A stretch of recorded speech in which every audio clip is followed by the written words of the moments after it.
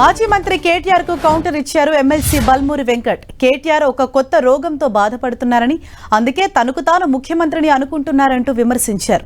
TIMS hospital ను సందర్శించిన కేటీఆర్ ఆసుపత్రి ఎదుట ఫోటోషూట్ చేశారని విమర్శించారు. 10 ఏళ్లు అధికారంలో ఎన్ని ఆసుపత్రులు నిర్మించాలో కేటీఆర్ చెప్పాలని బల్మూరి డిమాండ్ చేశారు. సోయి ఉంటే 10 ఏళ్ళు మీరు అధికారంలో ఉన్నప్పుడు ఎందుకు ఒక్క హాస్పిటల్ అన్నా మీరు నిర్మించిర్రా? ఒక హాస్పిటల్ అన్నా మీరు పూర్తి చేసిండ్రా? ప్రజలకి మీరు అందుబాటులోకి తీసుకొచ్చింది ఏంది?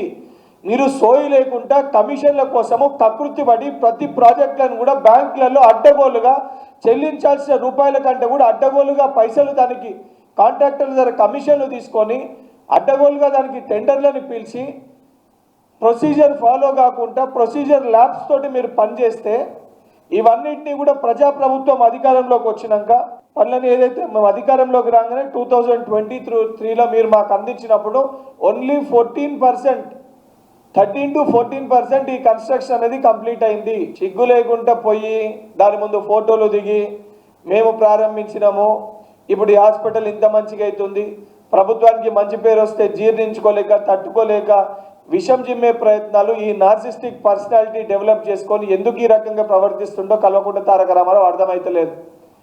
నిజంగా నీకు సిగ్గుంటే మాట్లాడిన సందర్భాలలో 10 ఏళ్లలో మేము ఈ హాస్పిటల్ కట్టినాము, మేము ఈ హాస్పిటల్ ప్రారంభించినాము.